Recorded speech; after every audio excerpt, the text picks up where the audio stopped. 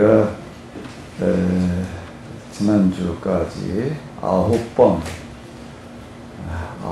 27시간을 통해서 시편을 이제 마쳤는데요. 그 남은 시간 동안에 십계명하고 주기도문을 또 이어서 좀 다뤄보려고 그럽니다. 십계명 주기도문 다 잘 아시죠? 대답이 없으셔요. 미안하지만요, 여기 십계명하고 주기도문 진행을 할 때에는 그냥 제가 일방적으로 이야기하기보다는 조금 같이 이야기를 나누면서 진행을 했으면 싶은데 좀 앞자리로 좀 옮겨주시면 좋을 것 같은데 자, 일단 십계명 한번 뭐 읽지 않아도 될까요? 너무 잘 아시니까 안 읽어도 되겠지요? 자, 안 읽어도 돼요. 자, 그러면은 십계명하고 주기도문을 이제 우리가 이번에 좀 하려고 그래요. 남은 시간 동안 일단 그 여러분들 드는 생각이 어때요? 십계명하고 주기도문 그러면 어떤 느낌이 드세요?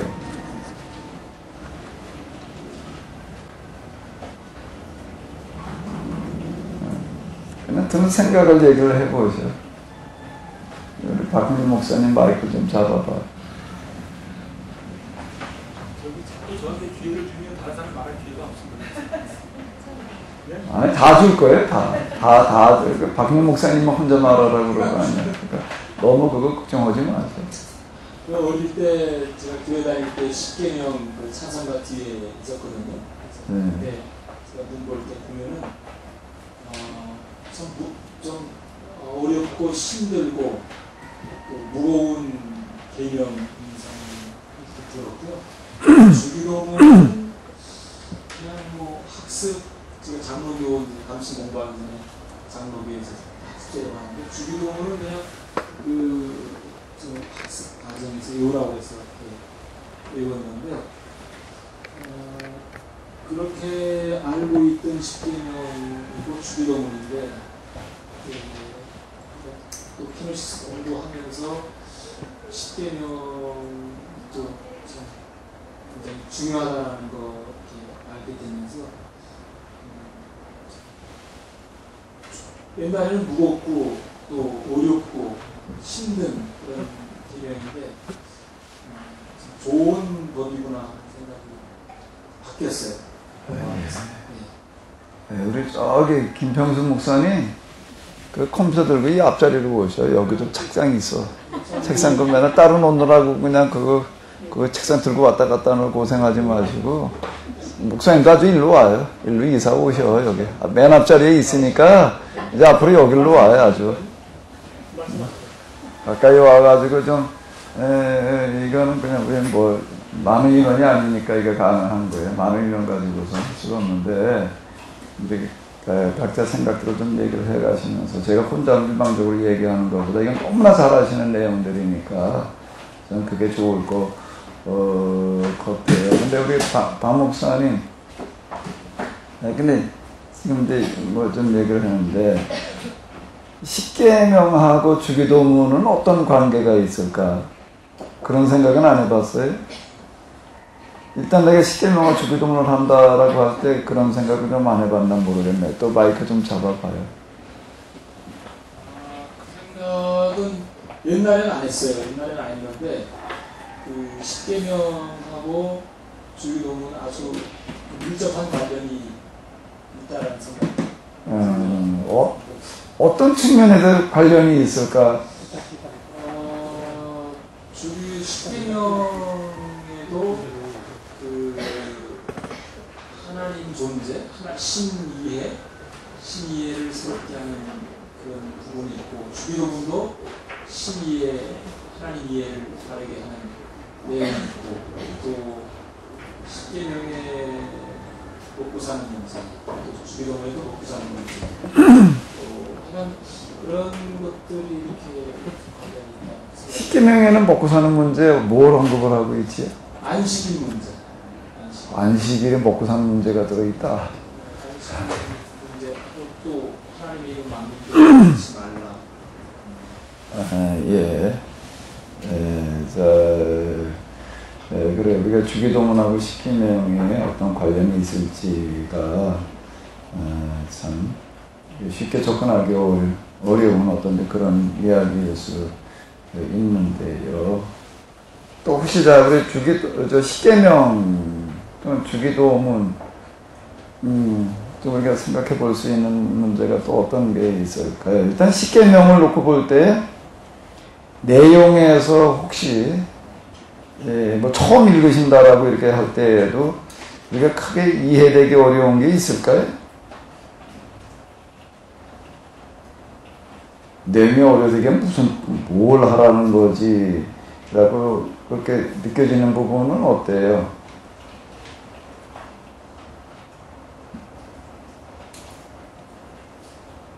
내용에서 크게 우리가 이해하기 어려운 내용들은 십계명 10가지 계명 가운데에서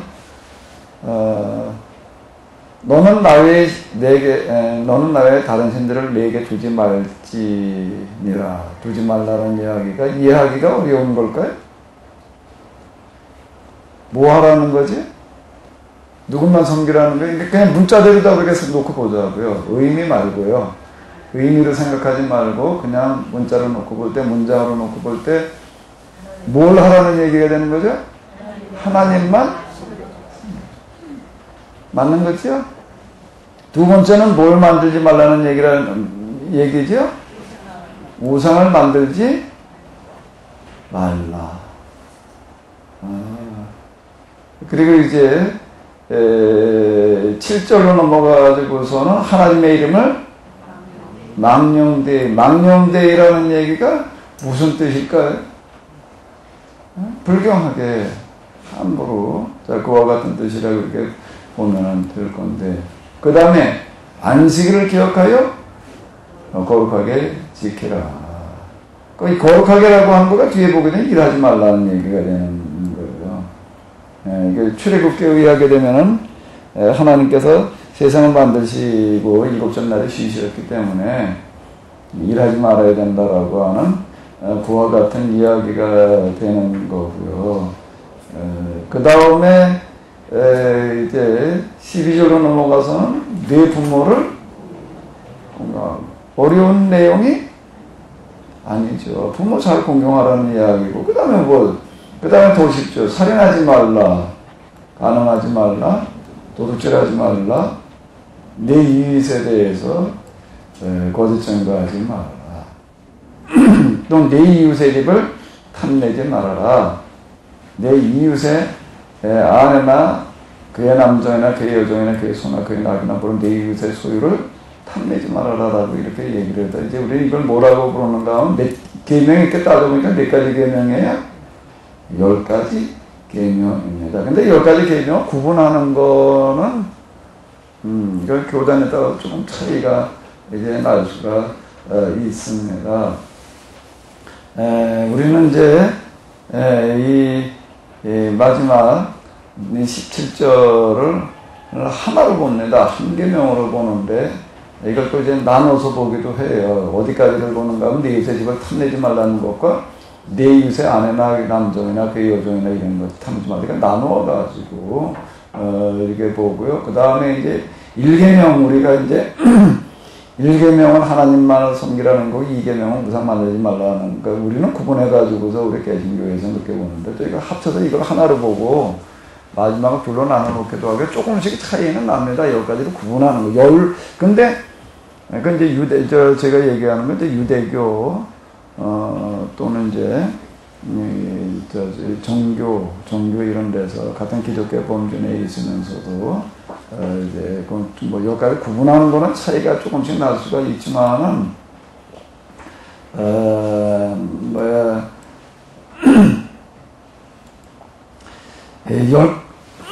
열 계명으로 구분하는 거는 다 이제 이렇게 같습니다. 그러니까 그 구분의 차이는 그렇게 중요한 얘기가 아닐 것 같고, 어떻게 구분하느냐는 건 중요하지 않고, 어쨌든 10가지로 구분해 놓고 있는데, 계명으로 놓고 볼 때 하나하나는 내용으로서는 어려울 게 전혀 없다라고 하는 겁니다. 무슨 뜻이야 이게 뭔 얘기야 이렇게 될 수 있는 것들은 거의 이제 없는 어떤 이런 거가 이제 이렇게 되겠습니다. 그리고 사실 금방 우리 박 목사님 얘기한 대로 주기도문과 십계명이 어떤 연관성을 가진다라고 보기가 이제 어렵습니다. 계명으로만 놓고 보게 되면 문자적으로 놓고 보게 되면은 연관을 보기가 어려운데 그건 이제 그 계명이 말하려고 하는 거를 이제 들여다 봤을 때 우리가 볼 수 있는 어떤 이제 이런 거예요. 자, 그냥 전혀 부담 갖지 말고 의문 나는 거라든지 뭐 얘기할 거 있으면 얘기를 해주시면은 좀 좋을 것 같아요.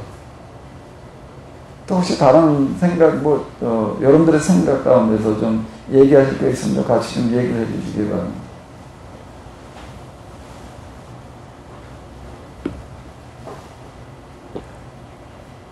예, 목사님.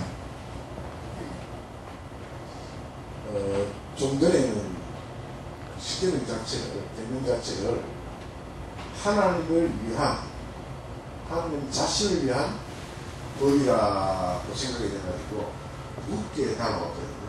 그래서 전체가 묻게 다가왔는데, 이게 하나님을 위한 것이 아니고 1계명부터 마지막까지가 우리를 위한 계명이거나 하나의 인식이 바뀌어가는 이유부터는 굉장히 친밀감 있게 계명이 다가왔다. 그래서 이게 우리 인간들이 살아나가기 위한 하나님의 가장 고귀한 선물로 느껴진 변화가 있었습니다. 예. 근데 이제 금방 이제 얘기하신 대로 저는 하나님을 위한 계명으로 이렇게 생각하시다가 이제 사람을 위한 계명으로 이렇게 좀 바뀌셨다라고 이제 얘기를 하시는 거잖아요. 근데 바뀌게 된 거 뭐라고 그래야 되나 하나 어떤 것 때문에 그렇게 우리가 완전 반대적인 생각이 되는 거예요. 그 부분이요.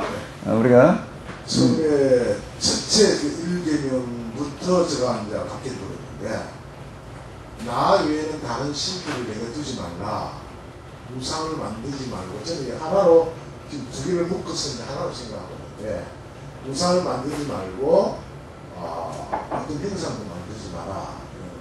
지금 사실상은 지구상에 많은 우상과 형상들이 그 섬김의 대상으로 지금 나타나고 있는데 내용을 본다 그러면 그런 우상과 형상을 섬기는 자체는 결국 신인 하나님하고 관계없는 것으로 받아들이기 때문에 만일에 그런 식으로 그 사상이 또 신앙이 믿음이 그쪽으로 만들어 버리게 되면 결국 그 불행은 너한테로 가게 된다. 그래서 너가 행복해지는 오직 나로 말미암아 일어날 수밖에 없기 때문에 나 외에는 다른 신을 섬기지 마라 하는 개념으로 바뀐 거예요. 이렇게 오로지 유일신 나를 너가 의지하고 믿음으로써 너의 모든 길을 예비해 나갈 수 있는 준비가 나에게로부터 나온다는 의미로 받아들입니다. 예. 고맙습니다. 그냥 부담 없이 좀 얘기들을 같이 해주시면 좋을 것 같습니다. 예.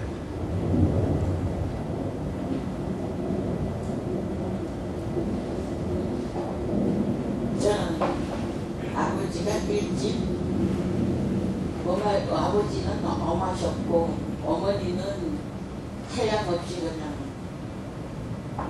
아주 그냥 부드러운 분이셨어요. 그런데 아버지가 일찍 돌아가셨기 때문에 이 주기도문을 처음에 하늘에 계시고 우리 아버지 그 이름 부르는 것 같죠. 제가 7살 신앙 생활을 했는데요. 그때는 가장 좋았었어요.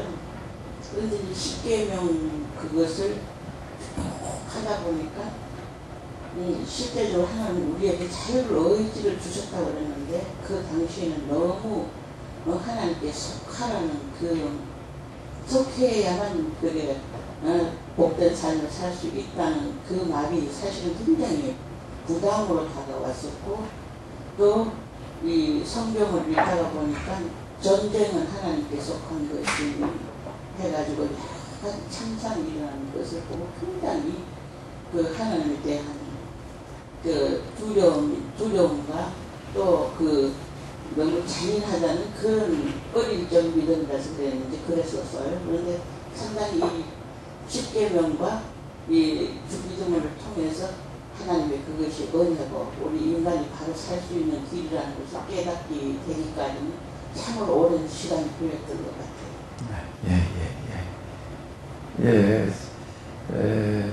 또 좀 얘기하실 분 있으시면 좀 얘기해 주시고요. 전혀 그냥 부담 갖지 말고 그냥 편안하게 얘기해 주시면 좋을 것 같습니다.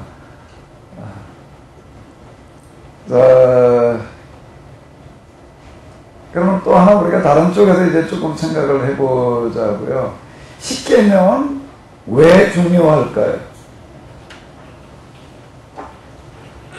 금방 뭐 이제 우리 하나님 위한 법이 아니라 인간을 위한 법이다 뭐 이제 이런 얘기도 하고 그러셨는데,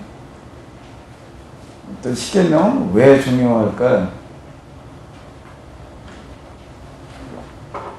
십계명 그리고 주기도문 뭐 같이 이렇게 한번 생각해 봐도 되고요. 왜 중요할까요? 십계명이.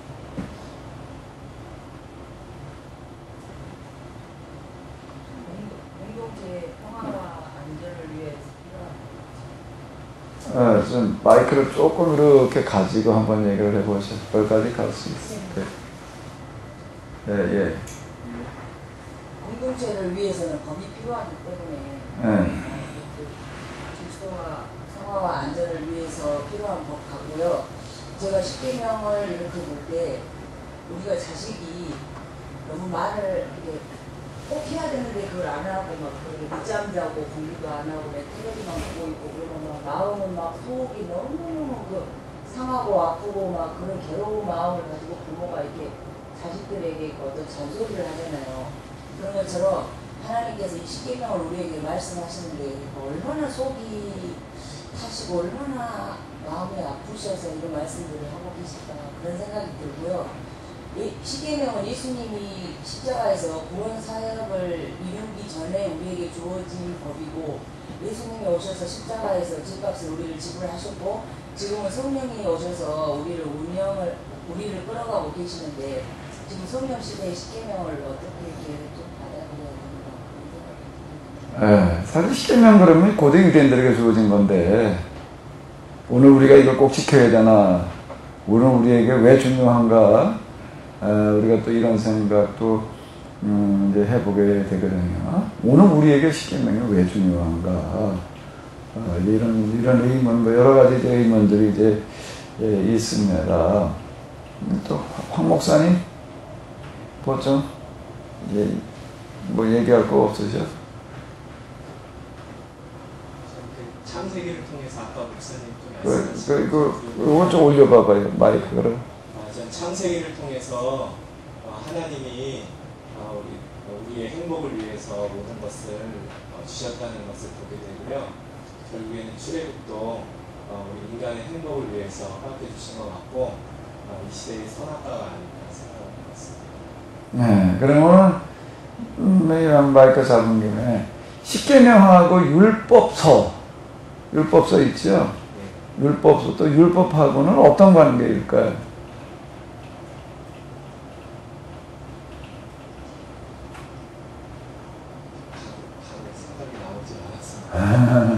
십계명하고 율법서는 어떤 관계일까요? 10가지 계명으로 이렇게 만들어놨는데, 이제 열이라고 하는 숫자는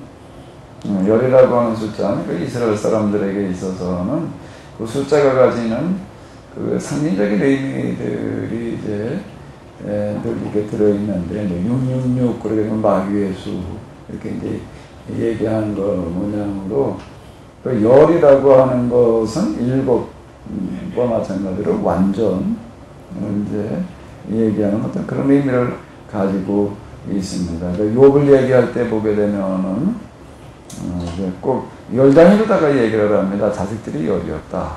그 이제 재산들을 얘기를 할 때에도, 뭐 양이 7,000, 그다음에 뭐 염소가 3,000이라고 그랬나?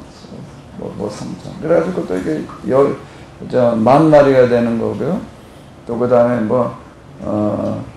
소가 500개월이 무슨 낙타가 500 뭐 이래가지고 그때 1000, 만, 열 인데 이런 단위로다가 꼭 얘기를 하는 어떤 이런 것들을 볼 수가 있습니다. 이제 그거는 어떤 딱 열이라는 그런 개념보다 더 중요한 의미를 가지는 거거든요. 그러니까 십계명도 이제 열에다 이렇게 딱 맞춰가지고 얘기하는 것도 그런 의미가 있는데, 오늘 우리가 가지고 있는 십계명은 율법과 어떤 관계인가요? 율법을 그 다음에 우리가 이제 다시 들어가서 출애굽기라든지 레위기 또는 신명기로 넘어가서 거기에 이제 법전이 몇 가지가 있잖아요. 계약법전이 있고 레위기로 넘어가면 뭐가 있는 거죠? 성결법전이 있고, 그 다음에 또 신명기로 넘어가면 이제 신명기 법전 이런 것들, 그때 우리가 율법 이렇게 이제 이야기를 합니다. 거기에 보게 되면 내용이 굉장히 방대합니다. 많은 이야기들이 있는데, 근데 십계명은 이런 율법과 어떤 관계인 거지? 율법과? 제가 생각하기에는 모법인 것 같습니다. 십계명. 예, 모법. 예, 모법.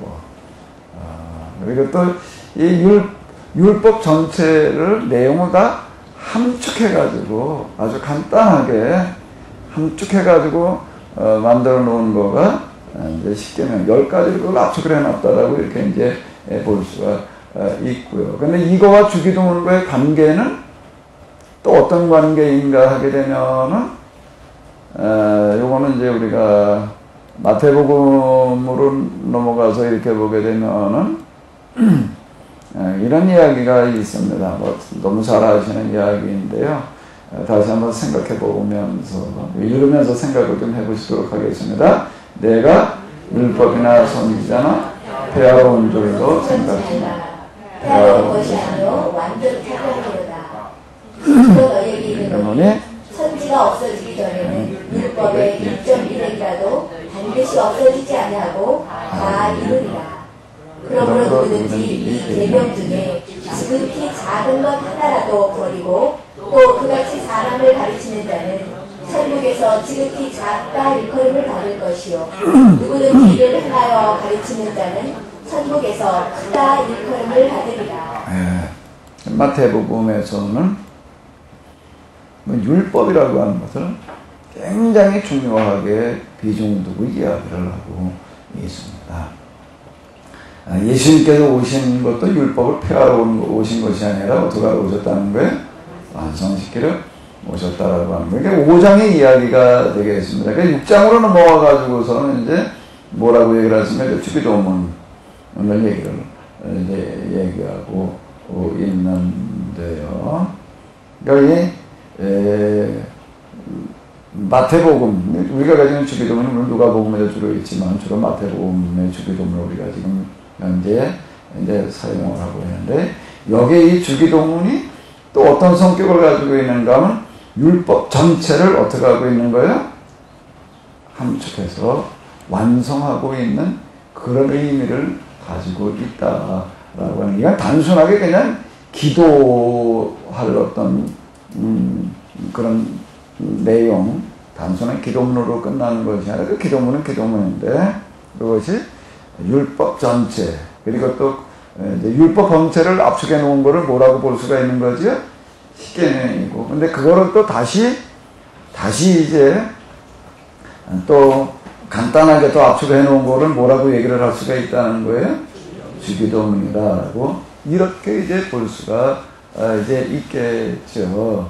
근데 이제 우리가 지금 주기도문 우리가 뭐 예배 시간마다 뭐 좀 많이 사용을 하는데, 주기도문 하면서 주로 어떤 생각이 드세요?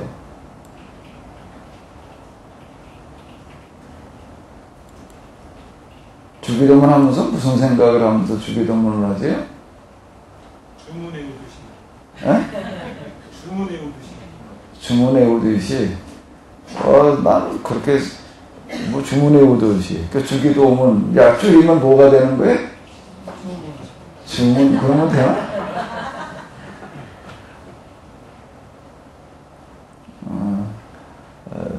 나는 주기도문 하게 되면 뭐가 딱 생각되나 이제 예배를 이제 마치는 거구나.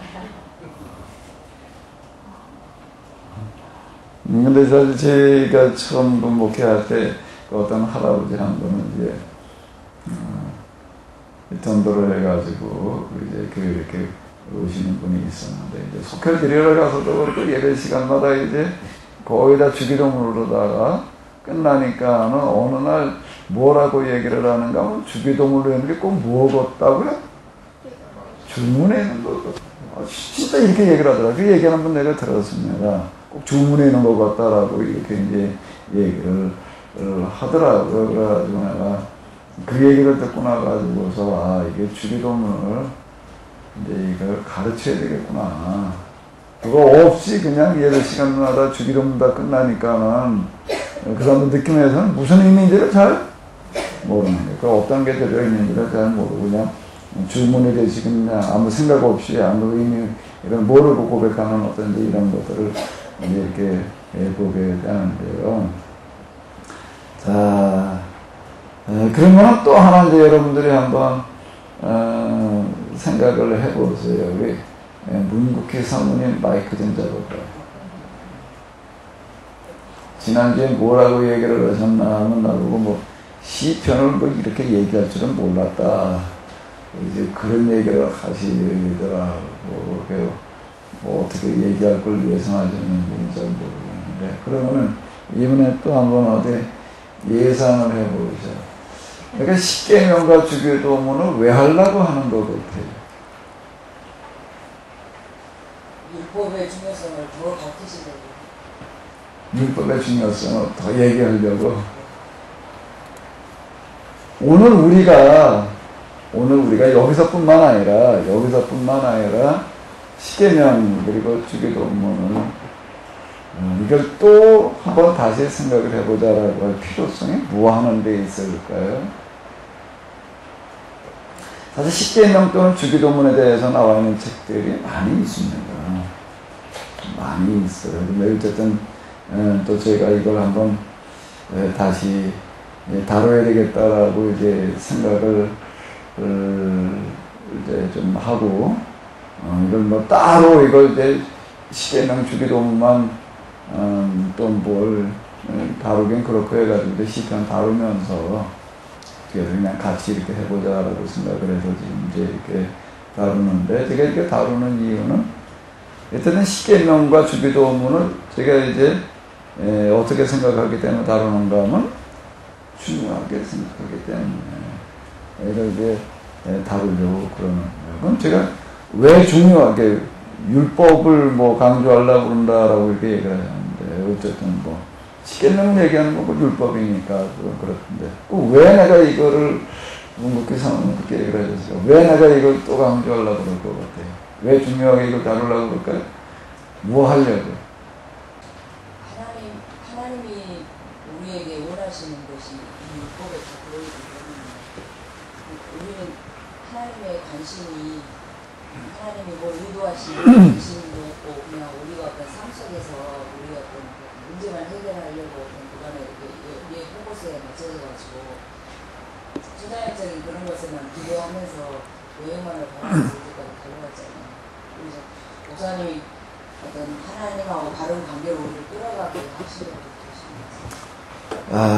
그럼 또 이것도 한번 좀 생각을 얘기 좀 해봐요. 왜 내가 시편을 다루면서 십계명 주기도문을 같이 연결해가지고 얘기를 하려고 그럴까?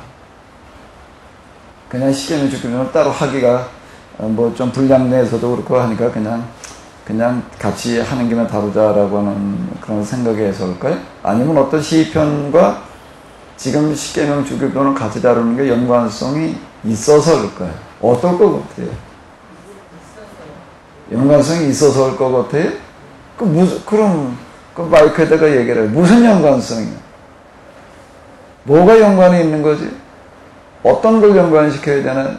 시편을 다루는 거하고 십계명 주기도문을 같이 다루는 거고 무슨 연관성이 있나?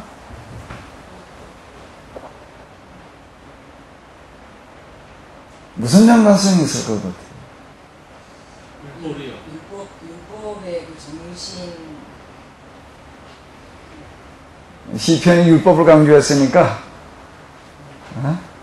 시편 그러면은 사실 우리가 시편이 율법과 관계 있다는 생각을 별로 다 해보셨지요? 시편을 이해하려면 반드시 뭘 이해를 해야 된다?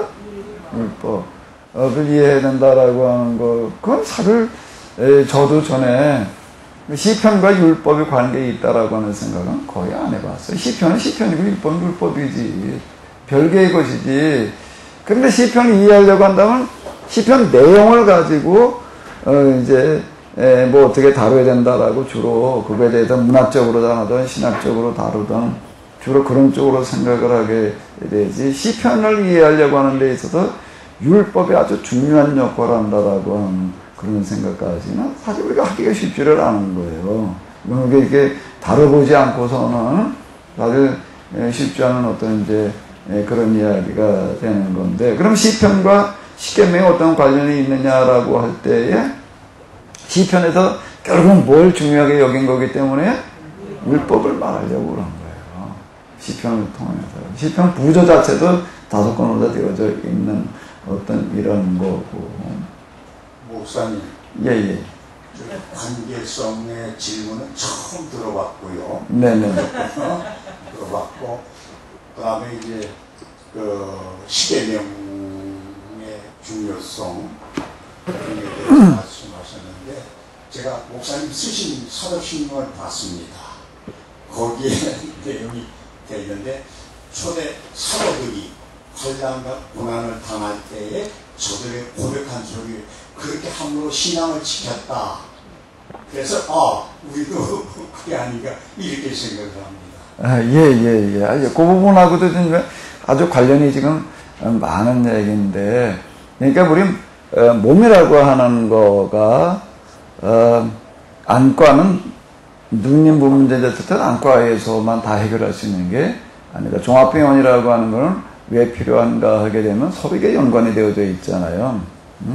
신체가 유기적으로 연관되어져 있는 것과 마찬가지로 성경 하나를 이해하려고 한다라고 하게 되면은 성경도 따로따로 떼가지고서 이해하는 거는 한계가 있다는 거예요. 그래서 서로 유기적인 관계를 가지고 있다라고 하는 거예요. 그러니까 시편과 율법은 아주 중요한 연관성을 가지고 있었다라고 하는 거예요. 그러면 이제 어쨌든 시편과 십계명의 시편을 다루면서 우리가 십계명, 주기도문, 주기도문과 십계명 연관성 금방 얘기를 했으니까 이거를 같이 이렇게 놓고 볼 때 시편하고 또 십계명, 주기도문을 연관시킨다, 이게 좀 쉽지 않을 수 있는 건데, 그게 이제 뭔가 하게 되면 일단 시편에서 율법을 강조하고 있기 때문에다라고 하는 걸 우리가 이제 지난주까지 다루었으니까는 그것까지는 한번 생각하실 수 있을 거예요. 근데 또 하나 아주 중요한 연관성, 나는 시편에서 율법을 다루고 있으니까, 율법을 중요하게 여기면 그 구조로 말하고 있으니까, 그러니까 이거 같이 잡으지, 요거 하나만 가지고서, 제가 여기서 이거 같이 해보려고 그러는 건 아니에요. 그거보다 더 중요한 게 있습니다, 사실은.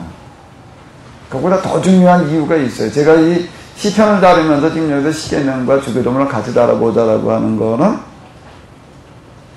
그보다 더 중요한 이유가 있습니다. 뭘 것 같아요, 목사님?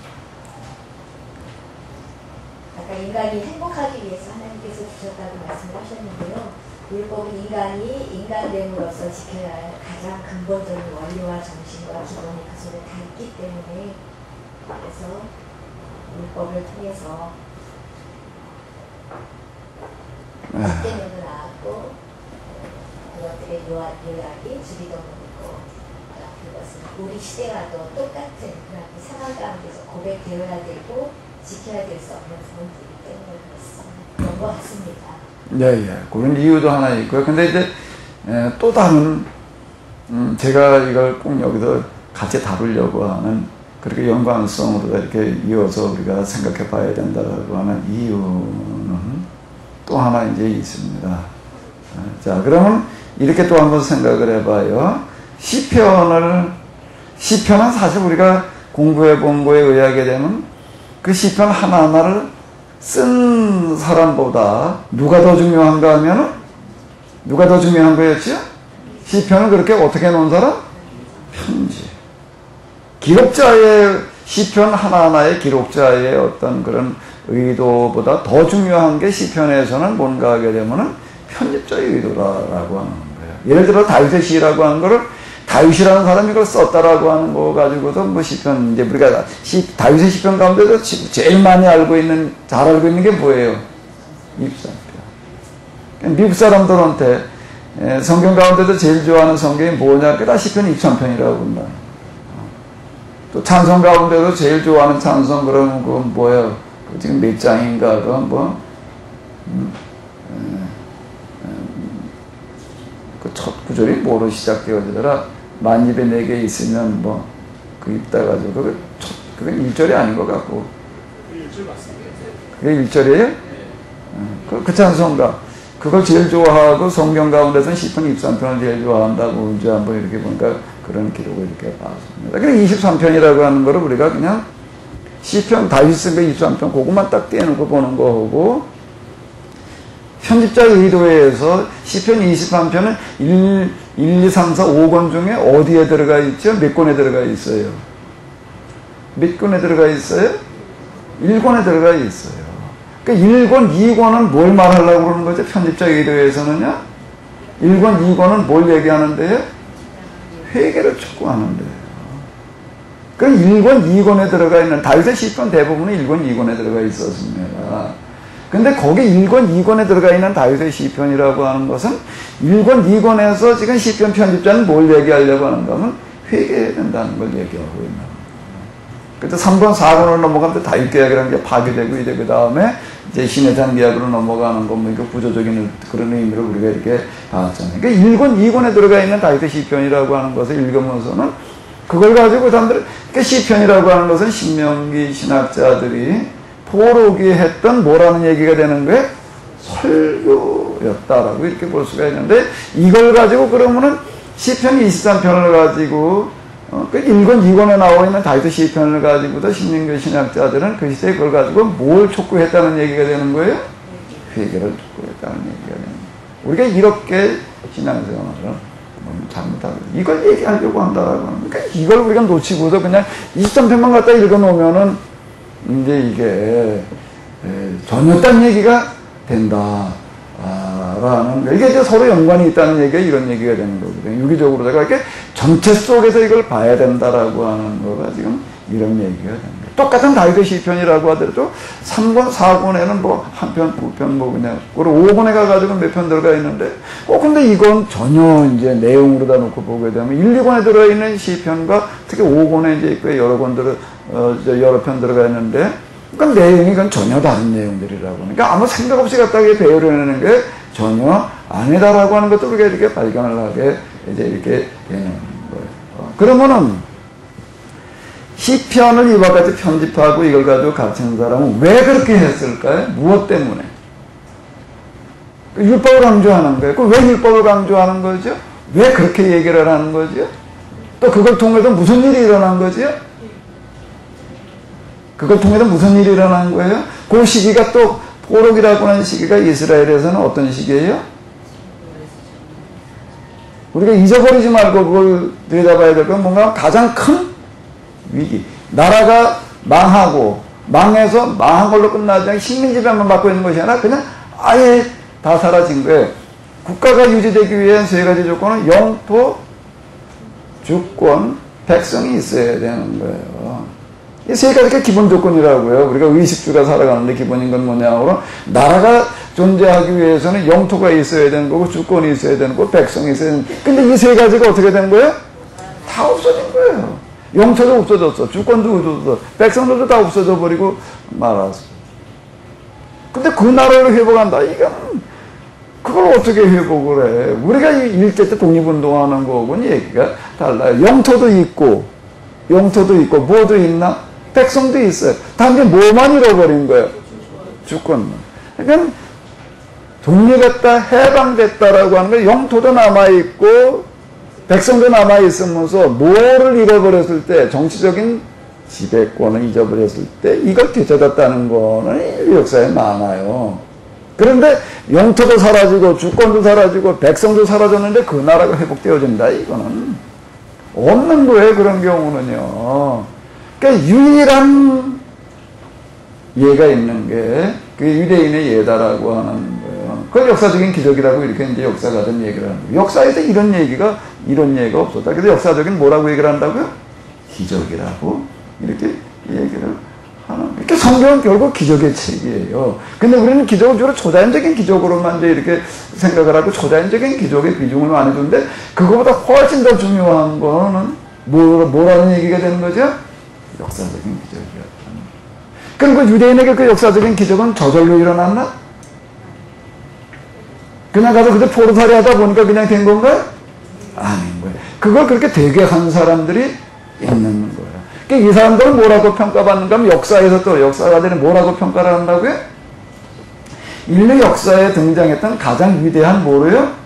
지도자라고 이렇게 이야기를 하고 있습니다. 그러면 그들이 무엇을 어떻게 했느냐? 신명기를 가지고 했다. 이제 그래서 신명기 예언자들, 지도자들 이렇게 얘기를 합니다. 그러면 구체적으로 뭘 어떻게 했느냐? 배교, 징계, 회개, 구원 뭐 이제 이렇게 얘기를 하는데 그 배교, 징계, 회개, 구원의 도식이 어디 들어가 있는 거죠? 그 도식이 어디 들어가 있어요? 시편 9절 속에 들어가 있는 거예요. 그러니까 시편을 통해서 우리는 참 이 시대에 이 사람들이 이걸 가지고 이렇게 설교했구나. 자, 이게 느껴져야 되는 거예요. 그래서 그게 이제 시편을 우리가 이제 똑바로 보게 되는 거라고요. 이 부분은 제 의견입니다. 그건 참고하세요. 이 부분은요. 제가 여러분들에게 얘기를 할 때 이건 누구나가 다 인정 안 하는 사람이 있을지 몰라도 인정하지 않으면 안 되는 기본이다라고 제가 이제 얘기하는 어떤 이제 그런 부분이 있고, 이건 이제 제 이야기다. 예를 들어서 얘기를 한다라고 하게 되면 1 더하기 1이 얼마예요? 1 더하기 1이 얼마예요? 2예요. 제가 1 더하기 1이 2라고 그래가지고 2인가요? 아니면 1 더하기 1이 2니까 2인가요? 그거는 누구나 갖다 1 더하기 1은 산수를 아는 사람은 뭐라고 말을 하나요? 2라고 당연한 결과. 제가 얘기하는 대부분은 그걸 얘기를 하려고 제가 그러는 거예요. 그렇지 않은 경우에는 이제 이 부분은 아직 사람들 그렇게 보지 않고 이건 내가 이건 내 입장입니다라고 이제 이렇게 얘기하는 경우도 이제 가끔 있는데, 금방 제가 얘기한 시편이 이렇게 보는 거는 그럼 전적으로 모르겠어요. 또 이렇게 얘기한 분들이 또 어떤 분이 있는지는 모르겠는데, 제가 갖다 드리다 본 시편 그 연구하는 건 한 20여 권 정도 이렇게 돼요. 그런 데는 없더라고요. 그리고 이제 시편을 가지고 아예 그냥 몇 년을 가지고 공부를 했다나 그래가지고 이제 박사학위 받아가지고 오신 분이 여기 이제 대학원에 와가지고서 지금 시편이 그냥 간단한 그런 게 아니다 싶어가지고서 아예 이제 시편 주석을 이제 하기 위해서 그분 한번 모셔가지고 이제 좀 얘기를 들어봤습니다. 구약을 전공한 분 가운데 시편 가지고 박사를 받은 분이니까 독일인가에도 박사를 받아가지고 어떤 그런 분인데, 그분이 아주 주로 얘기하는 것 가운데 뭐 이런저런 소개되는데 이렇게 보는 어떤 그런 거는 없는 것 같더라고요. 제가 보기에는 전적으로 시편을 이렇게 봐야지 이게 모순이 아닌지, 그렇지 않으면 워낙 모순이 있는 거예요. 그러니까 이게 딱 자기 자리가 딱 들어맞지 않냐. 시편의 삶의 자리는 바로 이제 이거다. 이제 저는 그렇게 생각을 이제 이렇게 하는 거예요. 시편이라고 하는 것은 결국 시편이라고 하는 것이 이스라엘 역사에서 해낸 역할이라고 하는 거가 뭘 한 거지요? 뭘 한 거예요? 금방 얘기한 그대로 이스라엘은 나라가 뭐가 사라져 버렸다고요? 나라의 구성 요건이 뭐라고요? 기본 구성 요건이 영토가 있어야 되는 거예요. 땅이 있어야지 나라지, 땅 없는 나라가 어디 있어요? 요즘은 가상공간이라는 게 나왔습니다. 옛날에는 공간 그러게 되면은 실공간이라고 하는 것만 있었는데 가상공간이라는 게 있는 시대가 됐어요. 그 가상공간의 세계가 뭐예요? 그게 인터넷 세계인 거예요. 인터넷 세계. 이제 가상공간이라 나오기는 했지만, 그러나 우리가 뭐 데이터도 갖다가 뭐 어떻게 이렇게 뭐 가상 공간에다 갖다가 뭐 홈페이지를 만들어 가지고 뭐 어쩌고 저쩌고 할지 모르겠는데 가상 공간에다가 갖다 거기다 갖다 나라를 만들어 놓을 수가 그건 안 되는 거예요. 그건 앞으로도 계속 그건 아무리 가상 공간이 발전한다라고 해도 그건 불가능한 얘기가 되는 거예요. 그건 영토가 사라지고 주권도 사라지고 백성도 사라져서 다 흩어져 버리고 말하는 거예요. 그걸 어떻게 살려내느냐라고 하는 건데 다 포기할 일이지. 무언쟁한으로다가 독립하자는 거고 우리나라 독립운동한 거고 이 사람들이 지금 여기서 다시 우리가 시도해보자라고 얘기하는 거고는 전혀 같은 게 아니에요. 우리나라 독립운동가들이 있다고 그때 거기도 그런 사람도 있었다. 유사한 부분도 있기도 하지만 그 성격에서는 전혀 딴 얘기가 되는 거예요. 근데 그거를 살려내는 사람들이 그 시대의 보록의 예언자들이었다라고 하는 거예요. 근데 구체적으로 그걸 해낸 흔적이 어디 들어있다는 거예요? 아주 구체적으로 들어있는 게 어디 있다는 거예요? 시편에 있다라고 하는 겁니다. 그럼 시편이라고 하는 거는 뭐의 산물인가? 뭐를 이겨낸 거죠? 이스라엘이 당면했던 뭐예요? 가장 큰 위기를 극복해낸 현장의 산물이라고 하는 거예요. 자, 여기까지는 이제 같이 좀 정리가 되시는 거죠. 시편 다 여기 오신 분들은 뭐 다 들으신 분들이니까 동의가 되신 거죠? 이해가 되셨죠? 그러면은 제가 지금 이걸 다루면서 여기다 같이 십계명 가지고 주기도문을 다루자라고 하는 걸 어떤 이유에서일 것 같아요?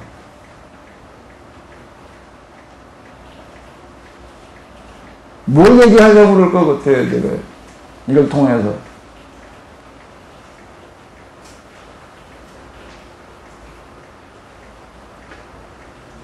제가 느끼기에는 오늘 우리 시대가 또 어떤 시대라고 느껴지는 거예요?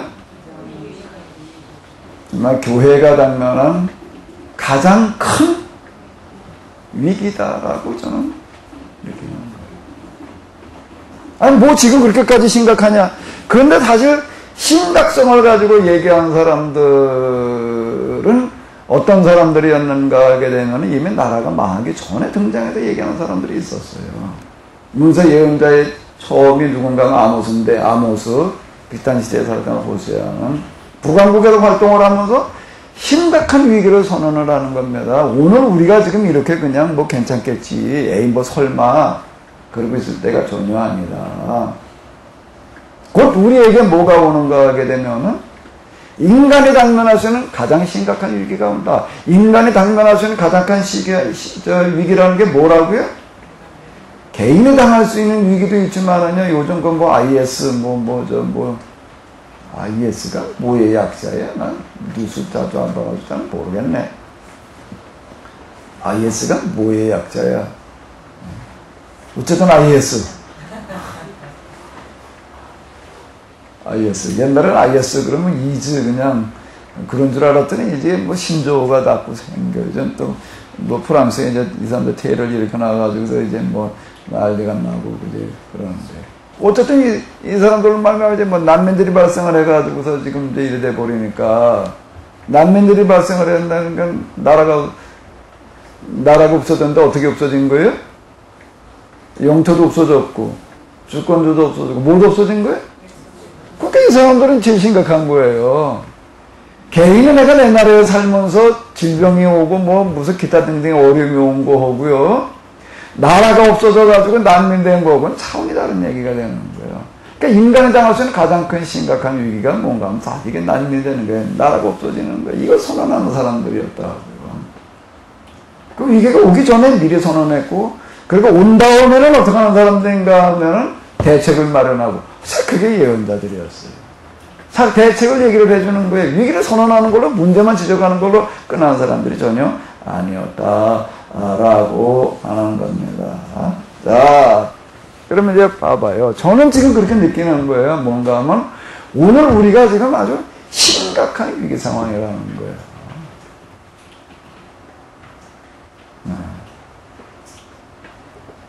근데 이렇게 얘기를 하면 그 시대 예언자들도 이렇게 얘기가 하는데 이게 뭐 사회 불안을 선동하는 자라고 또 이제 그런 소리도 한편으로 비난 많이 받았습니다. 이게 지금 멀쩡한 시기에 왜 자꾸 너 그딴 소리 오고 앉았냐 말이야. 이 태평한 세대 아모스 호세아가 등장을 해가지고 그 말을 할 때 이스라엘 역사, 북왕국 이스라엘 역사에서 그때가 제일 평안한 때였어요. 경제적으로도 그렇고 이 안정, 치안이나 국방이나 이런 거에서 있어도 그렇고 아무 문제 없을 때거든요. 제일 평안하고 제일 잘 될 때. 그런데 그때 심각한 위기를 선언하니까 이걸 누가 받아들여요, 이거를. 정신 나간 놈이라고, 정신 나간 소리가 있다고. 오늘 우리의 아모스 호세아서는 그런 얘기가 돼요. 심각한 위기를 선언하는 사람들이, 근데 몇십 년 뒤에 가가지고서, 한 30여 년 뒤에 가가지고 진짜 나라가 망하고 말았습니다. 뭐 300년 뒤도 아니에요. 남한국에서 얘기한 사람들도 마찬가지예요. 미가라든지 이사야, 에레미야, 그 직전에 또 등장을 해가지고 또 파국을 선언을 하는 거야. 뭐, 누가 그렇게 심각하게 받아들이나? 에이, 뭐, 설마, 이게 설마라고 하는 거가 이게 제일 무서운 적이다라고 하는 우리가 여기서 볼 수가 있는데.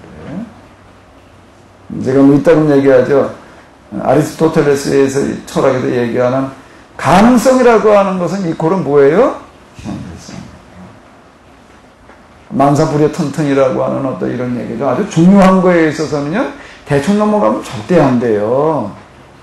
그러니까 조그만 거 그냥 이런 거는 그냥 뭐 문제가 생겨도 그냥 큰 게. 근데 파국을 맞을 수 있는 그런 문제와 관련된 거는 가능성이 있으면 반드시 대책을 세워놔야지 그냥 넘어가면 틀림없이 그건 뭘로 오는가 하면 현실성으로 와요. 그게 일본에 지금 원전이 그런 경우라고요.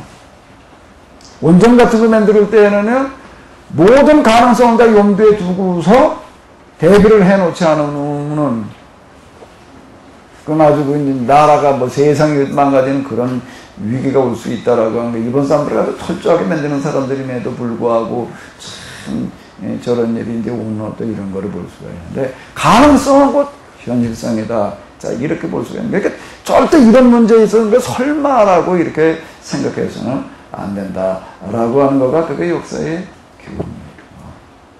이게. 그 나중에 이스라엘이 로마에 망할 때도 또 그랬던 거고요. 예수님 그렇대가지고 얼마나 그 사도 바울 그냥 아주 생명을 내놓고 또 가서 경고를 하고 이제 그 직전에 몇 년 전 얘기, 이게 몇 년 전에 사도 바울이 아주 그 3차 선교 여행 끝나고 나가지고 가서 생명을 내놓고 그냥 백성들에게 공회에서 그 아그리파 왕을 비롯해서 그 총독들에게 다 그냥 그렇게 얘기를 해도 안 된다는 거예요. 그러다가 비참하게 망하는 거거든요. 그러니까 절대 중요한 문제에서는 설마라고 하는 건 생각하면 안 되는 거예요. 대비를 해놔가지고 나쁠 일은 하나도 없어요. 한문다 그걸 뭐라고 그러나 늑자로다가 뭐라고 얘기를 하죠? 유비무환. 다 아는 얘기잖아요. 그러니까 다 대비도 해놓고 계시지요? 제가 느끼기에는 지금 이런 겁니다. 제가 느끼기에는. 그래서 사실 저는 개인적으로다가 그동안에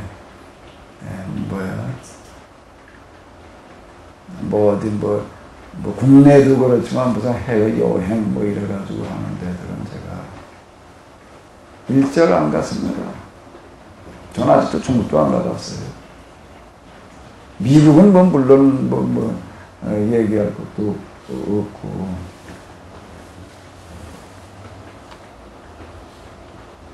돈 때문만은 아니에요. 돈 때문만은 아니에요.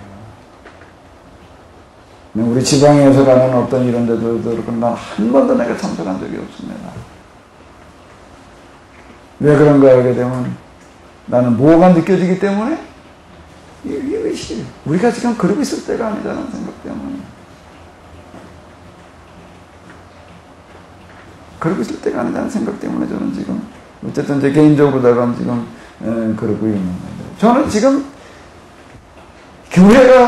교회뿐만 아니라 이 세상에 지금 아주 가장, 역사 이래로 어느 때보다도 가장 지금 심각한 시점에 와 있다라고 자꾸 이게 느껴져요. 언제부터 그랬는가, 기도하는 어떤 그런 과정도 이런 걸 통해서 이제 이렇게 된 건데, 하나님의 영이 임한다라는 거가 참, 뭐가 어떻게 되는 건지를 제가 이제 직접 경험하고 있는 어떤 이런. 그래서 지금 제가 여기서 또 시편과 이어가지고 이걸 다뤄보려고 하는 거는 뭔가 하게 되면 오늘 우리도 이게 심각한 지경에 지금 와. 그럼 여기서 그럼 뭘 어떻게 해야 될 것인가라는 문제를 가지고 참 많이 고민을 하게 된다. 그러면서 저는 이제 이 부분에 대해서 율법을 다뤄보자 뭐 이렇게 얘기하는 게 아니고 이제 이 십계명과 그리고 뭐요? 주기도문을 같이 이걸 가지고 다뤄보자 라고 하는 겁니다. 그러면 이 십계명과 주기도문은 제가 왜 십계명과 이런 위계를 같이 연결지어 보자라는 왜 십계명과 주기도문이었을까요?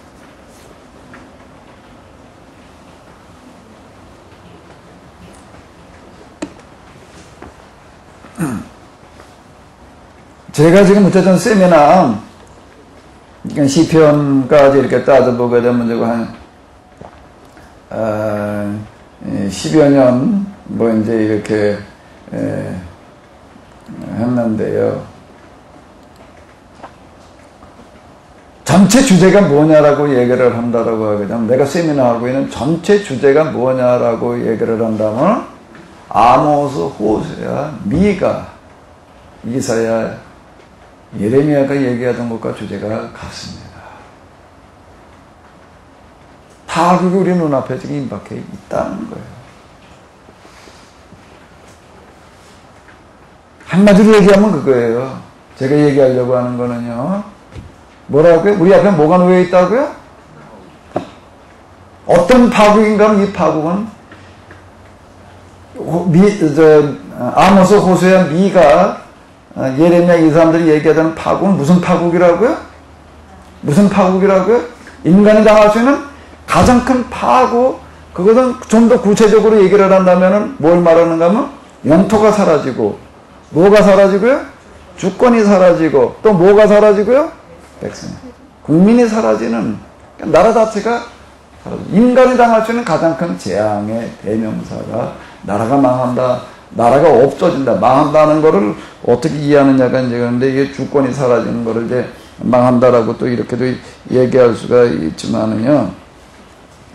지금 여기서 얘기하는 건 주권 정도만 사라지는 걸 얘기하는 어떤 그런 게 아닌 것. 그걸 말하려고 하는 거예요. 그걸 1, 2, 3부부터 시작을 해가지고 성경 전체 뭐 해가지고 마지막 지금 시편까지 이제 이렇게 왔습니다. 마지막 시편. 제가 이따금 얘기하는 것처럼 처음 시작이 하비루의 길이었는데, 하비루의 길이라고 하는 거를 제가 쓸 때 내 심정은 어땠는가 하게 되면은 어떤 느낌이 하는가 하면 마지막 경고를 하는 그런 너무나도 이건 생생한 느낌이었어요. 그 기도하고 나서 이제 그 3부를 정리해놓고 바로 그때였기 때문에. 그래서 제가 방 안에 앉아가지고 하비루의 글을 써내려갈 때는 제가 그 쓰고 있는 동안에는요, 그걸 타자로다 이렇게 천여를 가면서 뭐 이러고 하는 동안에요. 정말 제가 하루 종일 내가 눈물로 그걸 썼습니다. 하루 종일 막 혼자 앉아가지고도 정말 진짜 눈물을 줄줄 흘려가면서요. 하루 종일 울다 보니까는요, 바위 나게 머리가 아프더라고요. 한 오후 저녁 때쯤 돼가니까 이제 머리가 아파가지고서 정말 더 이상 어제 하지 못할 만큼. 내 눈앞에 선명하게 보이는 거는 그때 지금 운동을 좀 뭐 한다고 이제 저녁 때 되면 이제 나가서 조금씩 이제 좀 테니스를 치고 그러고요. 테니스 공 좀 바깥으로 날아가가지고 주소로 가서 이렇게 보니까 테니스 공이 하나 날아가다가 어디 매달려 있었다고요? 거미줄에. 거미줄에 테니스 공 좀 매달리더라고요. 매달려가지고선 어떻게 돼 있는가? 이거 지금 매달린 거고 비스름해, 이거. 이거 매달린 거고, 이제 아주 비스름한데. 이게 고무줄에 그냥 대롱대롱 매달리네요. 곧 떨어질 거거든. 그럼 내가 이게 하비루기를 써내려갈 때 내 눈앞에는 그 모습이 떠나더라. 지금도 안 떠납니다. 테니스공 이거 고무줄 하나, 고무줄 이렇게 죽이는 데 갖다 뭐 여러 개 쳐 얹혀져 있는 게 아니라 이게 떨어져 나가다가 한 가닥에 대롱대롱 매달려 있는 거.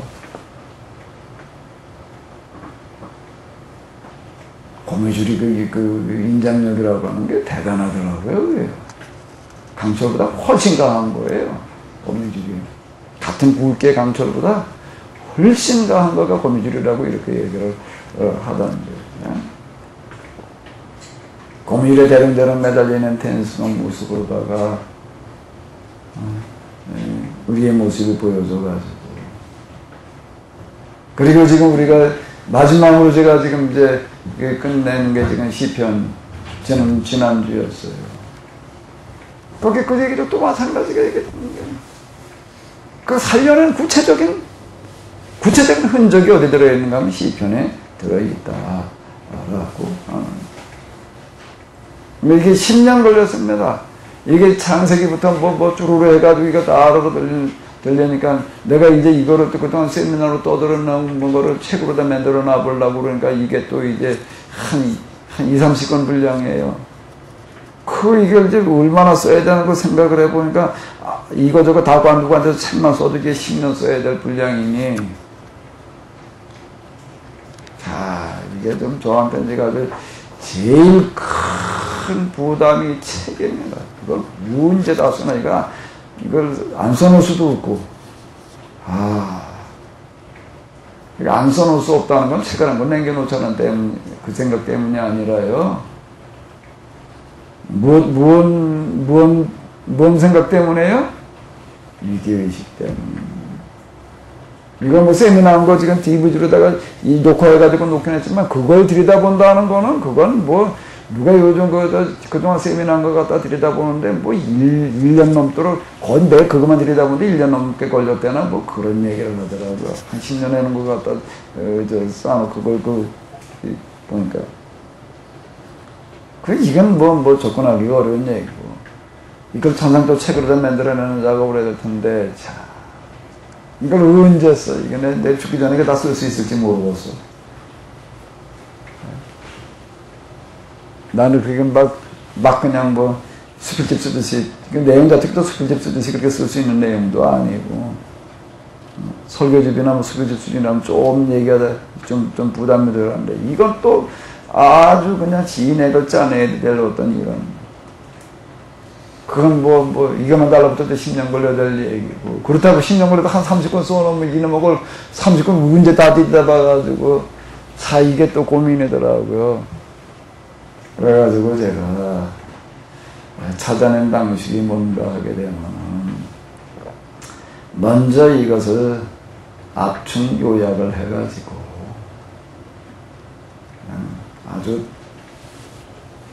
단순하게 좀 하나 만들어 보자라고 해가지고도 지금 먼저 나온 게 뭔가 하면은 사도신경 알아보기라고 하는 거고, 사도신경에서 제가 얘기하려고 하는 건 뭔가, 그건 사실 우리 기독교인들을 대상으로 해가지고서 우리의 신앙이 도대체 어떤 거냐, 그걸 뭐라고 그러는가 하면 이제 정체성이라고 그러잖아요.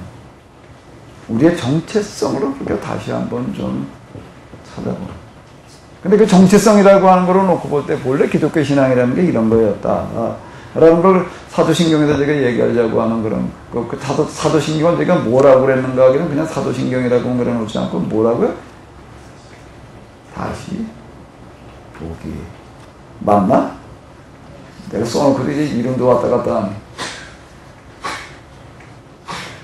정확한 게 다시 보기는 아닌 것 같고, 사도신경 이름 왔다 갔다 하네. 제목도 왔다 갔다. 어쨌든 사도신경 다시 보기. 글쎄 뭐였나. 어쨌든 제가 얘기하려고 하는 거 이제 그거예요. 근데 그건 이제 우리 기독교인들 대상으로, 그럼도 제가 또 거기다 부제로 붙인 게 내가 기독교인 맞는가. 오늘 우리의 신앙은, 그 결론은 제가 뭘 말한 거죠? 오늘 우리 기독교인들이 가지고 있는 신앙은, 기독교 신앙이 무슨 신앙이에요? 그러면요, 제일 많은 게 뭐예요? 유대교. 그리고 또 뭐죠? 헬라 종교, 타종교를 말하는 거예요. 타종교 신앙이 단지 이름만 기독교라는 이름으로 들어와 있어요. 이걸 얘기하려고 한 거고요. 또 하나 이제 제가 이것만 가지고서는 아니겠다라고 생각되어지는 거가 뭔가 하게 되면은 사실 무엇 때문인가 하게 되면 안티 기독교 사이트 때문입니다. 이거에 대해서 정말 어떻게 해야 될 것인가. 그러니까 대외용으로다가 아직 기독교인이 아닌 사람들 또는 기독교에 대해서 비판적인 사람들 또는 기독교에 대해서 좀 관심이 있어하는 그런 사람들에게 기독교라는 게 성경이라는 게 또 성경에 대해 얘기하는 하나님이 어떤 분이신가라고 하는 것을 같은 300페이지 400페이지가 아니고 사도신경 문양으로 한 150페이지 안팎의 분량으로다가 그만큼 만들어놔야 되겠다. 먼저 전체가 다 요약되어지는 어떤 이런 거. 십계명이라고 하는 거가 다 요약된 거예요. 율법, 성경이 얘기하려고 하니까 모든 게 요약되어진 게 십계명에 들어있는 거 뭐냐고 제가 그런 식으로 하나 좀 만들어 놔봐야 되겠다라는 생각으로다가 이걸 지금 제가 쓰려고 그러는 거예요. 이 두 권은 먼저 만들어 놓자. 이거 아주 홍보 또는 전도용 변증, 기독교에 대한 변증이라고 하는 그런 측면에서 이걸 한번 해보자라는 그런 생각을 하게 됐습니다. 그래서 지금 이걸 다루려고 그러는데 이걸 시편과 같이 다루는 거는 뭔가 하게 되면 제가 느끼기에는 오늘 우리의 상황이 여러 가지 심각한 위기 상황이다 라는 생각 때문에 자 이렇게 다루게 됐습니다. 자 그럼 이제 그 다음을 또 한번 생각을 해봐요. 그러면 이 십계명 주기도문을 통해서 뭘 말해야 되는 거죠? 좀 더 구체적으로다가 이걸 이제 금방 얘기한 이런 우리가 지금 심각한 위기다라고 하나 또 이런 것들 속에서 어떤 이걸 지금 내가 써보려는데 십계명 주기도문을 통해서 뭘 얘기를 해야 되나 그러면 좀 더 구체화시켜서 또 어떻게 시작을 해야 되나.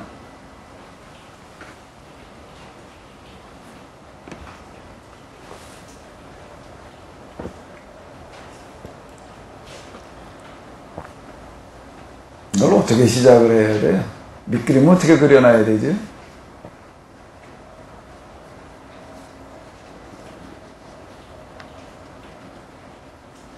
사도신경에서는 제가 얘기한 거는 기독교 신앙의 정체성은 이거다를 얘기하려고 합니다.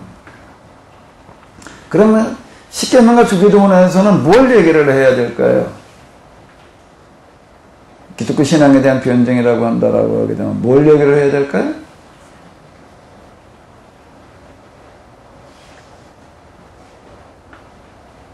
저는 이걸 얘기하려고 그러는 거예요. 뭔가 하면 인류 역사 이래로 수많은 사람들이 찾으려고 그랬던 진리, 가치 여러 가지 단어로다가 얘기할 수가 있습니다. 근본 또 다른 말로 하면 또 뭘가 얘기할 수 있죠? 본질 이라고 얘기할 수 있는 것이 어디에 들어있다? 어디에 들어있다? 십계명 그리고 어디에? 주기도문에 들어있다. 이걸 얘기해 보려고 그러는 겁니다.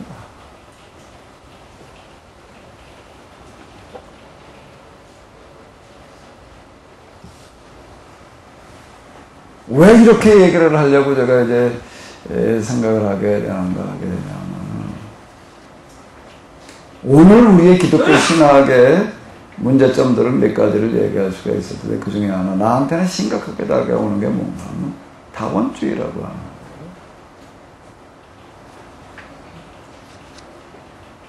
다원주의는 다원 근원이 여러 개라는 거예요.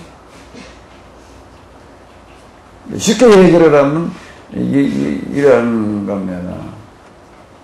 지금 그래도 세계적으로 중요한 종교라고 얘기를 하면 기독교, 그 다음에 또 뭐가 있지? 기독교, 그 다음에 또 뭐가 있어요? 불교, 또 유교, 뭐 3대 정도. 거기다 이제 이슬람도 이제 갖다 좀 같이 넣는 경우도 있고 그런데, 뭐 힌두교, 뭐 다른.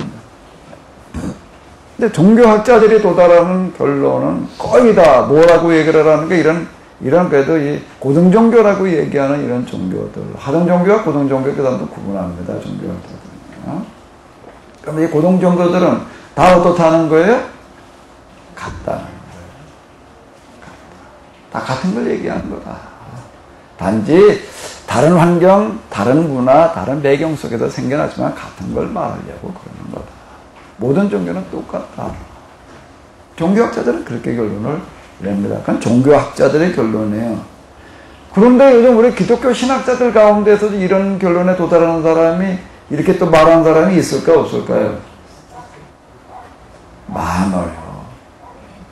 특히 요즘 공부하고 있는 사람들, 또 지금 요즘 가르치는 사람들 가운데에서도 신학교에서 가르치는 분들 가운데도 이런 입장의 사람들이 생각보다 많습니다. 기독교 신앙만이 진리라고 말할 수 없다라고 아주 기독교 이 신학을 전공을 해서 가르치는 분들 공공연하게 그렇게 얘기하는 분도 있어요. 우리 기독교만이 진리라고 말할 수 없다라고 종교학자들이 그 전에는 하던 얘기예요. 그런데 기독교 신학자들이 그렇게 얘기하는 사람이 생각보다 많습니다. 그리고 그들이 얘기하는 건 상당하게 어떤 합리적인, 그러니까 논리적인 타당성이 있게 보여요. 사실 이쪽에 지금 뭐 신학자들도 그렇고 우리 교인들 가운데도 그렇고 조금 좀 그래도 좀 엘리트라고 이렇게 생각되어지는 사람들이 이쪽을 기울어지는 사람들이 지금 많습니다.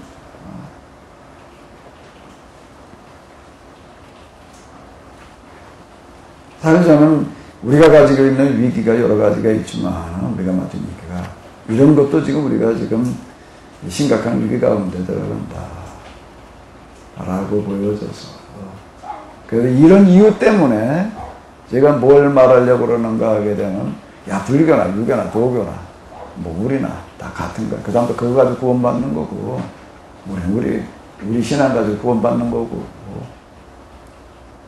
거기 가지고 그 사람들한테 야 그거 가지고 구원 못 받는 거 이걸 믿어 구원받아 이렇게 얘기하면 안 된다고 그렇게 말해요. 그리고 뭐 무슨 법들도 이제 만들으려고 그런다고요. 전에 누가 뭔 얘기 하더라고. 우리만 구원받는다 이렇게 얘기를 하면 이제 뭐 법에 걸린대나 그래가지고서 벌금형에 처해진대네. 설교를 그렇게 했다고 하는.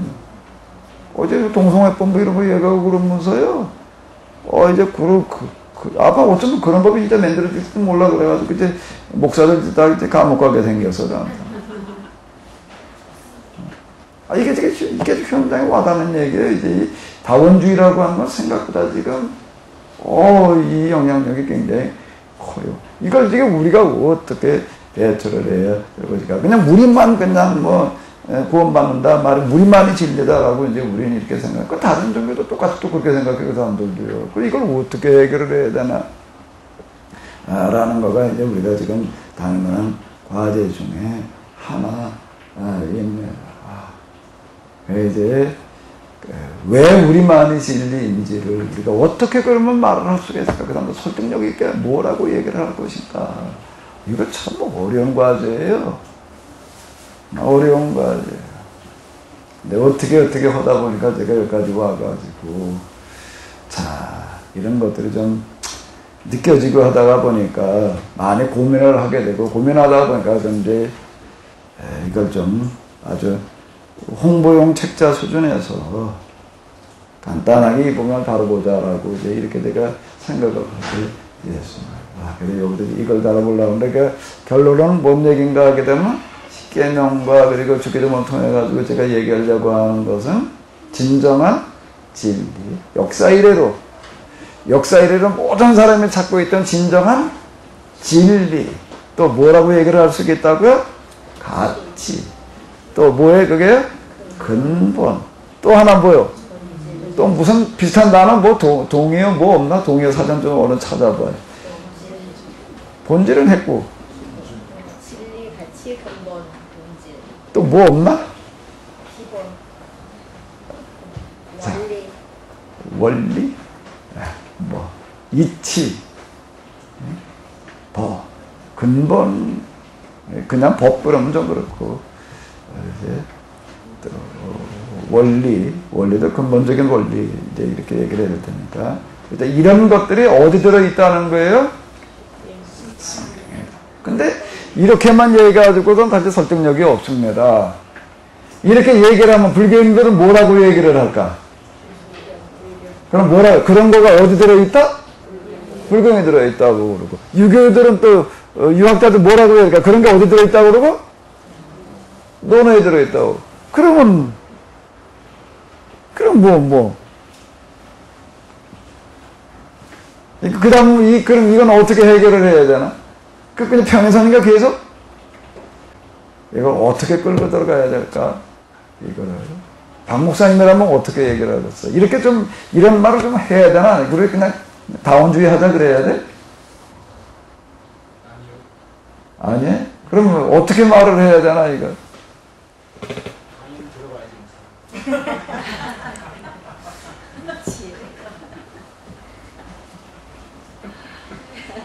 어떻게 된다고? 다시 한번 좀 마이크 좀 가지고 얘기를 해봐. 강의를 들어봐야 된다고 했어요.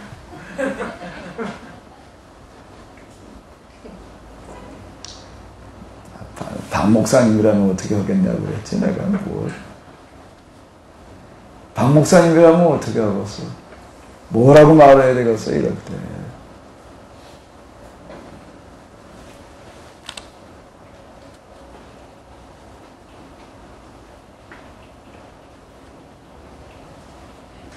그래서 뭐라고 얘기를 해야 될 것인가. 사실 이 부분의 고민, 이걸 한번 더 우리가 다뤄보자라고 하는 건데요. 그냥 또 박 목사님 금방 얘기한 것처럼 강의 좀 들어봐야 알지라고 생각지 마시고 한번 여러분들 스스로 한번 좀 같이 고민 좀 해봐요. 아멘? 제가 좋아하는 단어 중에 하나가 지편전이라고 하는 거는 이렇게 볼 때마다 참 좋은 방식이다. 지편전이라는 게 뭔 뜻이에요? 뭘 모은다는 거예요?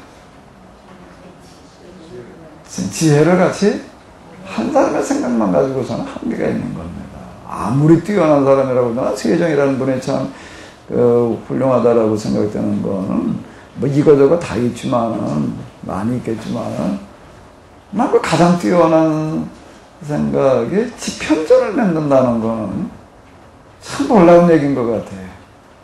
지편. 그게 이제는 다 모여서 그냥 논의하고 결정하는 어떤 그런 그 기구 의회, 의정부면 됐지, 또 뭐가 필요하냐. 그렇게 생각하는데 그게 아니라 지편전을 두어가지고, 젊은 학자들, 아주 유능한 학자들을 선발을 해가지고서 지편전을 두어서, 어떤 문제가 생길 때마다 어떻게 하라는 거예요? 그냥 가지고 의견이나 얘기하지 말고 그걸 어떻게 하라고요? 연구를 하라고 이거를 표현한 거예요. 그걸 전문적인 연구를 하라는 거예요. 근데 그걸 참고로 하는 거예요. 그거 참 놀라운 얘기가 되는 것 같아요, 이 방. 그거 아주 다방면으로다가 그 당시 세종 당시의 문화 수준이라고 하는 거가 모든 부분에서 세계 최고였다 이렇게 얘기를 하더라고요. 모든 부분에 뭐까지 포함되는 과학까지 그렇다는 거예요. 과학까지. 세계 최고 수준이었다. 뭐 때문에 그게 가능한 거예요? 집? 그래서 제가 좀 이제 가까이 좀 마이크 손 닿는 데까지 와가지고서 좀 생각대로 좀 같이 논의해보자는 거는 여러분들이 이 자리에 오셔가지고 그냥 듣고 가는 귀동냥이나 하는 사람들 말고 다 뭐가 좀 돼주십사라고 내가 얘기를 하는 건 뭐가 좀 돼달라고요? 지편전 학사가 좀 돼주시기 바랍니다. 대답을 안 하시네. 아멘? 집현전 학사가 좀 뵈주셔요. 박 목사님 또 얘기를 해봐. 뭐 어떻게 해야 된다고? 강의 들어보면 한다고? 자꾸 저한테만 그러지 마시고요. 마음으로 보는 사람이 좀 확실하잖아. 여러분 집현전 학사라고 생각을 하시고, 아니 내 같은 놈이 뭐 이렇게 생각하지 마시고요. 진짜 뭐 같이 우리가 좀 고민을 해봐야 될 문제인 것 같아요. 이거는 정말 지금 심각한 위기에 지금 와 있다고요. 우리는 어떻게 우리가 진짜 뭐라고 이걸 우리만이 진리라는 거를 우리가 생각하기엔 우리 하나님 성경에도 얘기하는 게 진짜 이것만이 진리인 것 같은데 다른 사람도 저희가 또 그렇다고 그러니 그렇다고 뭐 옛날 모양으로 종교 전쟁할 수는 없는 거죠. 이걸 어떻게 해야 될 것입니까? 같이 좀 고민 좀 해줘요. 아멘? 고민은 나 혼자라고 여기 와 듣기만 하겠다고 그러지 마시고, 난 어떻게 맨날 머릿속에서 생각하는 게 이런 문제 가지고 이제 그냥 고민을 하고 있는데 좀 같이 고민해 주시면 고맙겠습니다. 식사하시면서도 좀 고민 좀 해요. 그래가지고 이따 좀 고민한 걸 좀 가지고 한번 얘기를 좀 꺼내주시기 바랍니다. 아멘? 가만히 얼굴 보니까 밥 먹고 다 갔을 것 같은데. 여기 다 뭘로 이제 등록을 하신 것 같으면 뭘로 등록을 하셨다고? 집현전 뭘로요? 학사예요. 아멘? 뭐라고요? 집현전? 학사예요. 집현전 학사로 등록을 하셨어. 그러니까 잘 좀 다뤄줘 봐요. 아멘? 아멘? 대답이 없어요. 아멘? 네, 우리 밥 먹고 나서 또 같이 한번 고민을 해보도록 하겠습니다. 예, 수고하셨습니다.